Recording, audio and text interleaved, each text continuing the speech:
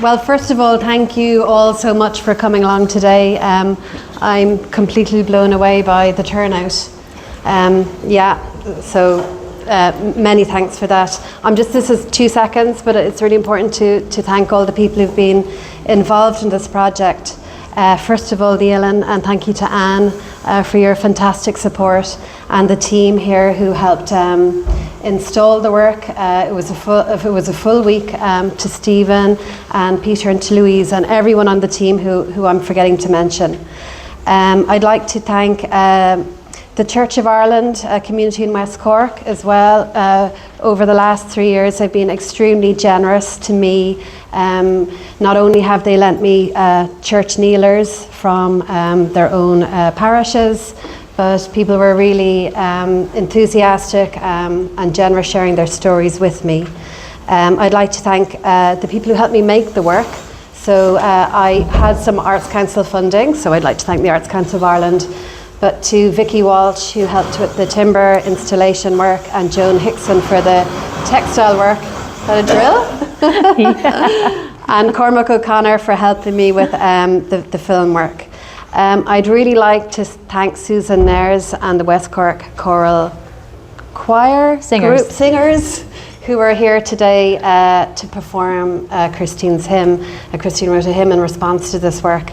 And I've heard a little section of it, and I'm so excited. And we heard some today, and it was actually really, really moving. So they're going to perform their hymn at the end of our talk. So yeah, I'm really excited for that. And thank you really deeply for this. To Cristíne for being part of the work from the beginning. We had many conversations, really important conversations, I think, and for your wonderful essay as well.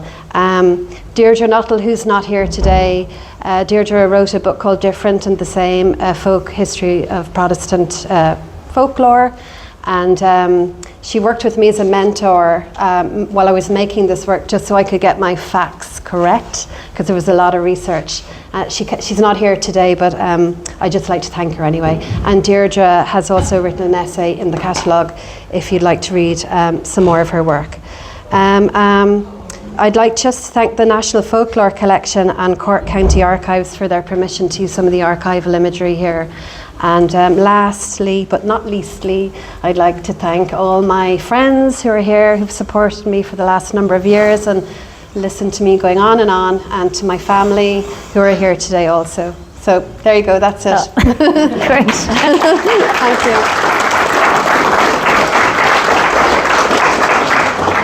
So that's the thank yous out of the way, and thank you everybody for coming. What a brilliant crowd. I think we're amazed and overwhelmed. It's fantastic. Well, maybe we'll just start with a question that kind of comes out of your thank yous. The whole origin of this work, I don't know what's going on with the drilling, but is it in the building? Is it drilling? Is it microphones? Yeah. No, it's outside. It's outside? It's outside. Yeah? Yeah. Okay. Sounds like it's upstairs. Yeah, somebody making something. Somebody's studio. We'll carry on. Yeah. Hopefully they won't make any noise while the choir is singing. Yeah. Okay, so let's start with a question that comes from your thank yous. The origin of this work began in the Folklore Commission, and also the fact that led you to Deirdre Nuttall's work. So do you want to maybe explain where you started? Did it start during COVID? Yeah, so during COVID, I think like nearly everyone, we had time to think about the meaning of life and what and our purpose in the world and our identity, and a lot of people were maybe looking for meaning in terms of what are we doing here? So people were looking at mysticism and shamanism and all this kind of thing, and I ended up wandering into folklore and the National Folklore Podcast, which is a brilliant podcast if anyone's interested in folklore.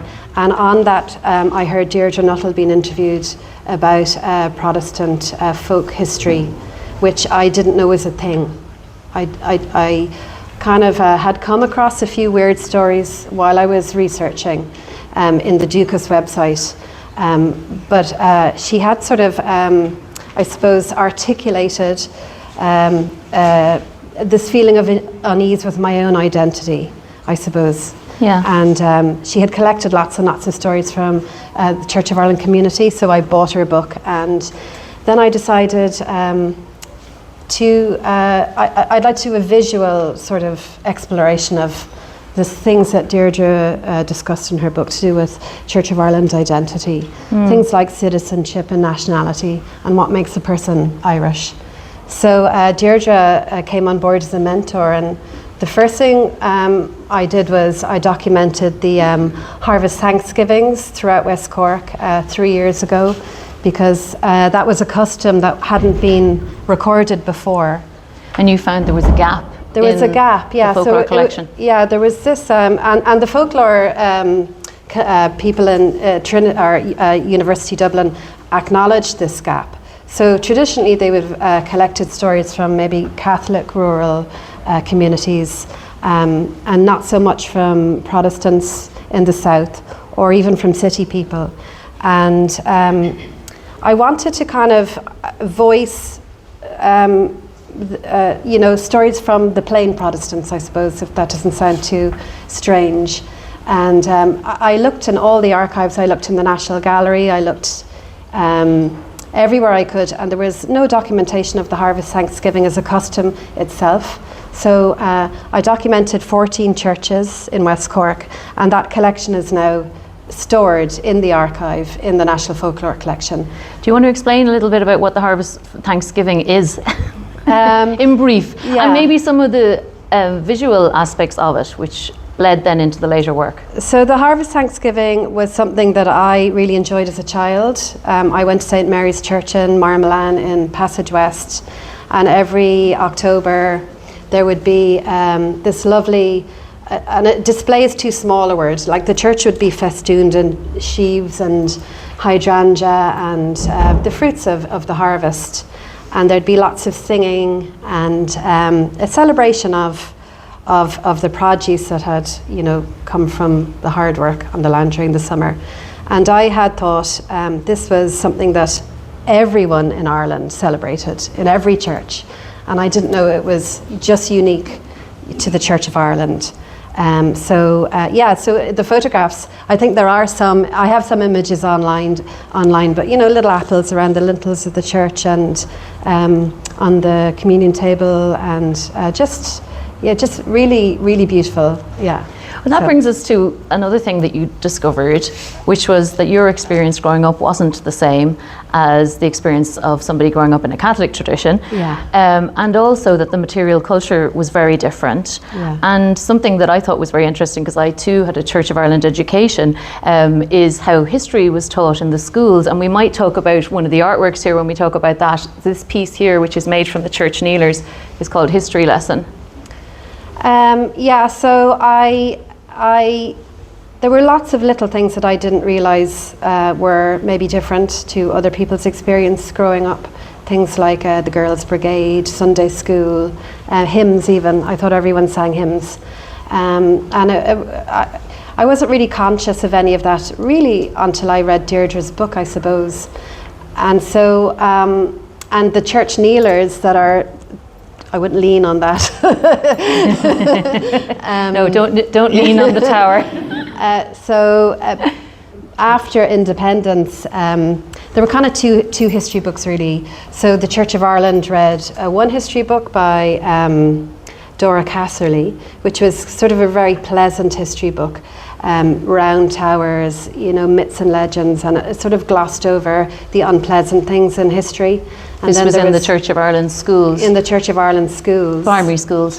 In the primary schools. And then there was another one by James Carthy, which tended to be studied by the Catholic school children. And I have two of them, they're stitched into the tower actually. And that was way more fiery, let's say.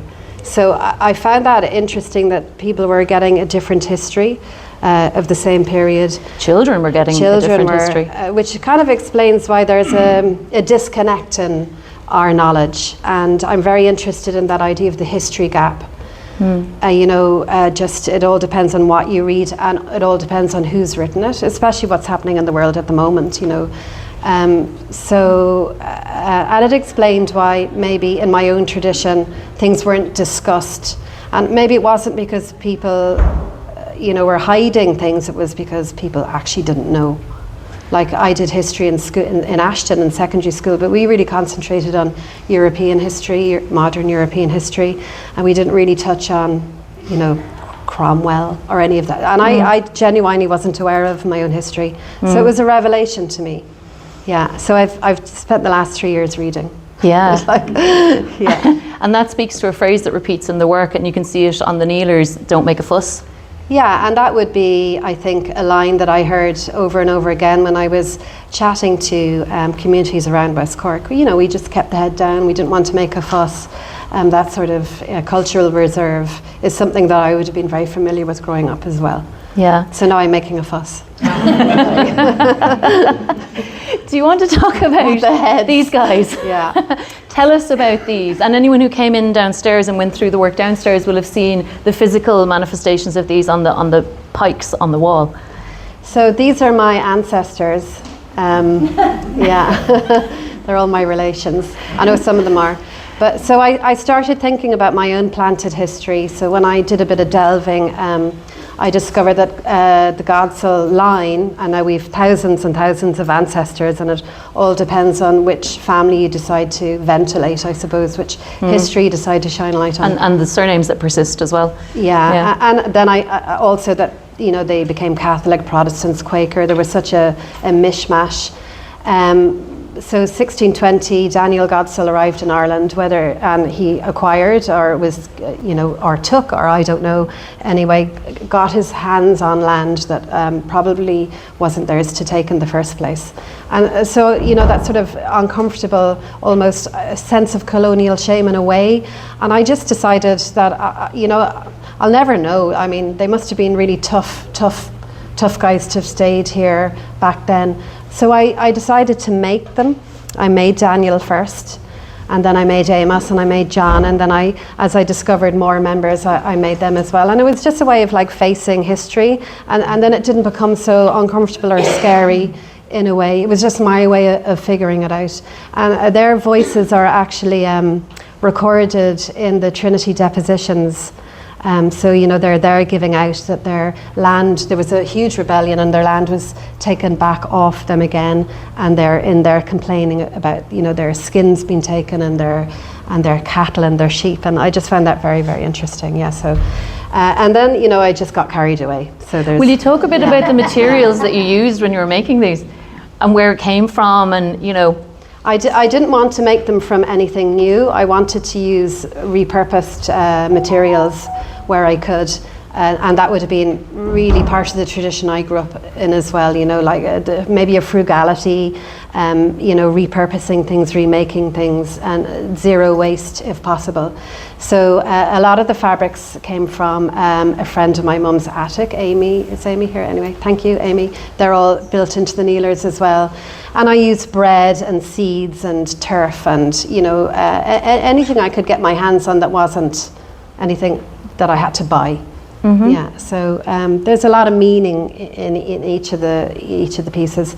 Some of the faces then are taken from Irish history. There's Charles Trevelyan is stitched in there, Elizabeth Bowen, the tropes as well, the sort of people who are trotted out as representing the Church of Ireland community, but who don't really. I think the big house people, the ascendancy, and I think they were just like a subgroup, really. They were the people who owned a lot of land and a lot of big houses, but there was a lot of undocumented poor Protestants and working class Protestants as well, and they're the people I'm thinking about here. So I was kind of dispelling the tropes, or a lot of the myth making that went into identity formation after independence as well. Yeah. I was struck by some of those stories that came out of your research, like a perception that no Protestants died during the famine, or and also just kind of absurd stories about why your hens wouldn't lay.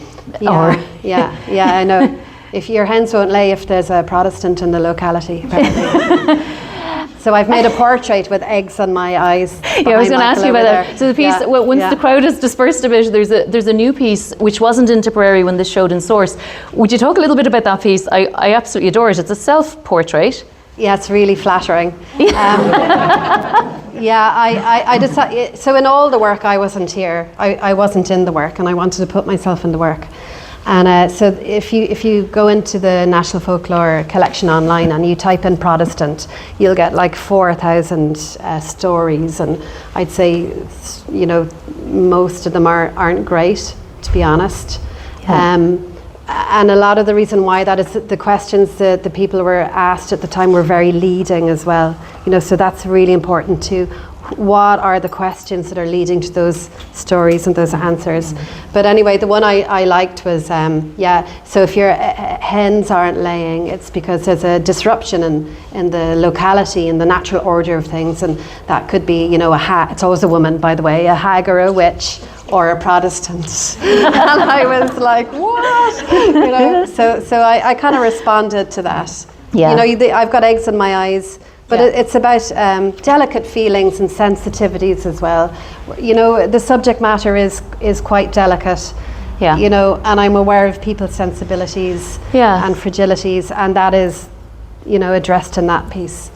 But humour has always been an aspect of your work, though, and I think, you know, when we look at these and your decision to turn them into large-scale prints as well makes them more monstrous almost, but they remind me too of kind of mugshots, you know. Yeah. But also they're absurd, you know, at the same time. That was the goal, you know, that you enlarge them so big that they just become absurd, kind of stupid looking in a way.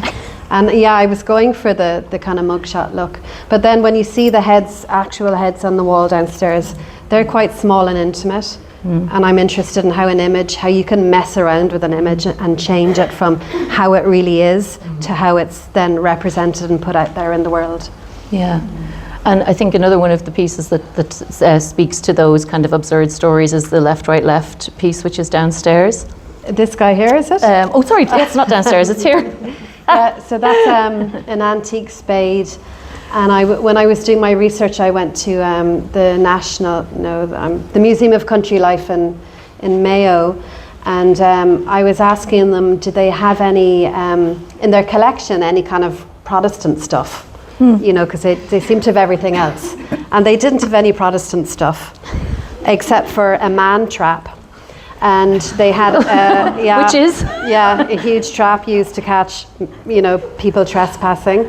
Like poachers and things. Yeah, poachers. Okay. And that was a Protestant object. Well, that's what they had collected it as. Yeah. Okay. And then they had this spade, and the wall text was, Protestant farmers were known to dig with their left foot because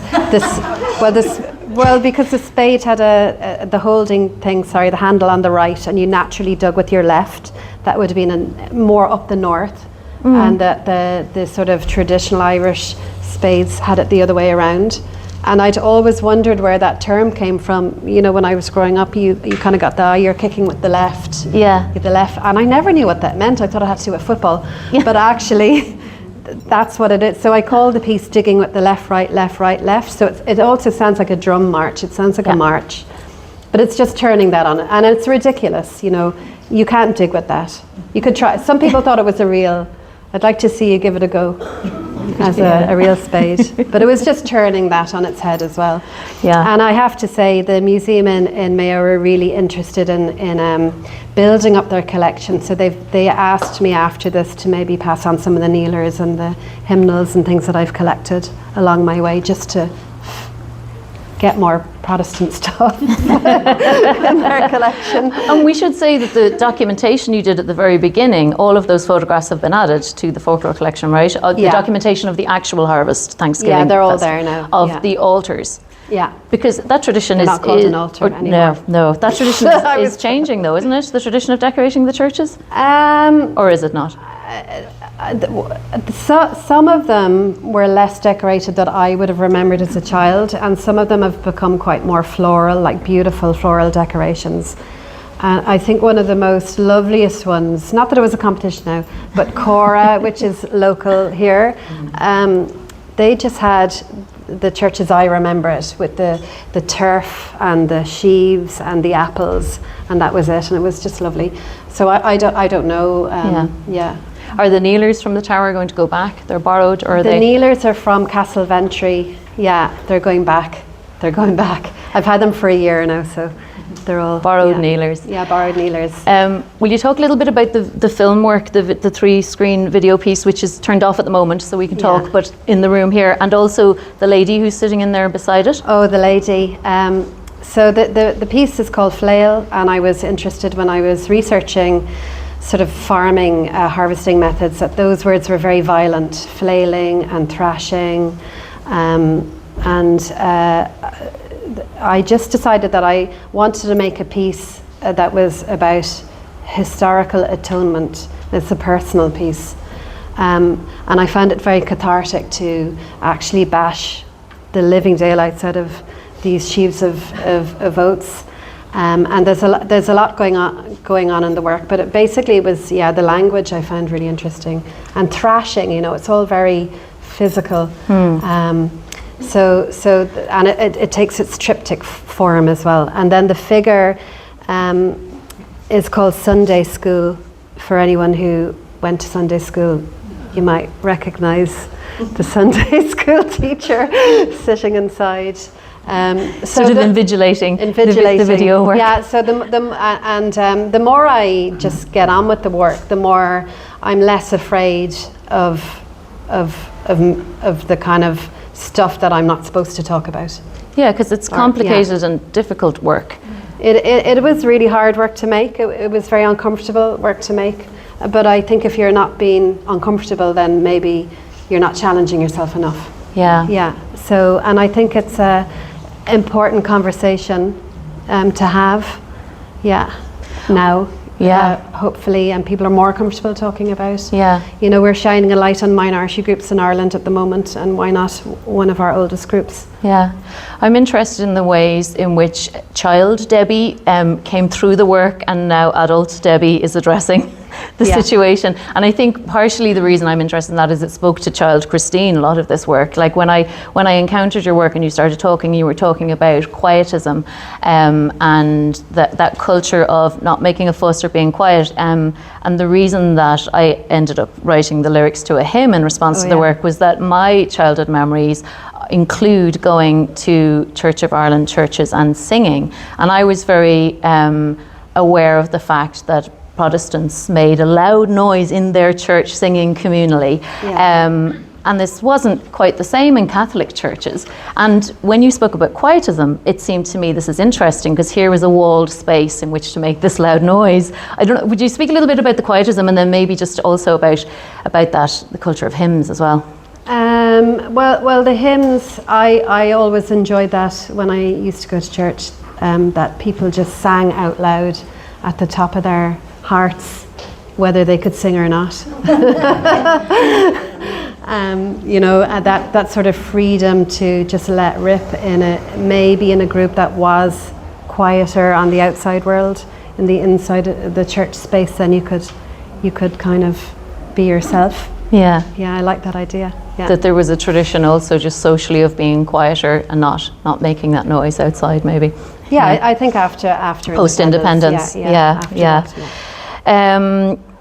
Anything else you want to talk about? I think we'd love to hear the choir singing. So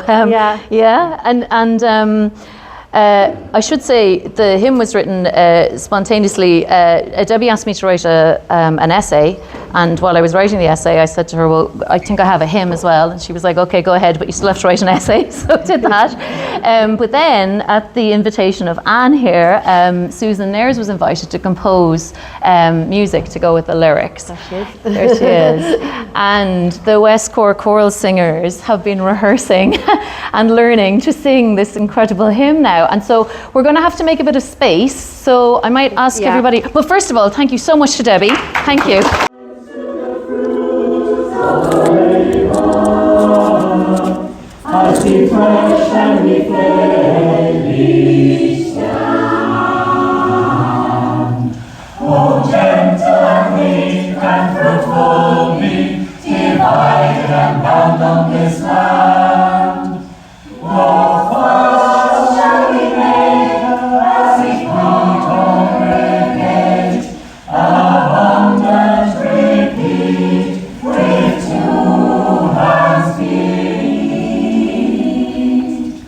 What lessons might we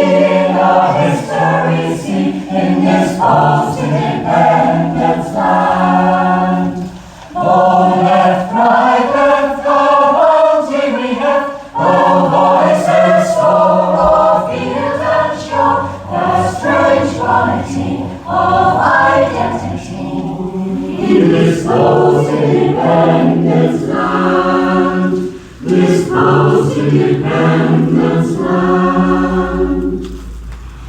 How good to thresh and flail what is planted upon this hard land. Oh, help us now, oh, make us strong, a story and one in each land. Let voices soar of field and shore, with breath and might and knowledge's light. Then left by left, our harvest we heft on this fruitful ancient land. Oh, left, right, our bounty we heft, oh, voices soar o'er field and shore, the strange quality of identity in this post-independence land, this post-independence land. Abundantly see a shared story, assaulting and beating the hounds. Each sifted husk reveals to be crushed, each song as its be banned. As the elders soar to sails of lore, of folklore told, with flail and hold. Stand side by side with Irish pride, as we harvest hand in hand. Oh, left, right, our bounty we heft, oh, voices soar o'er field and shore, the strange quality of identity in this post-independence land, this post-independence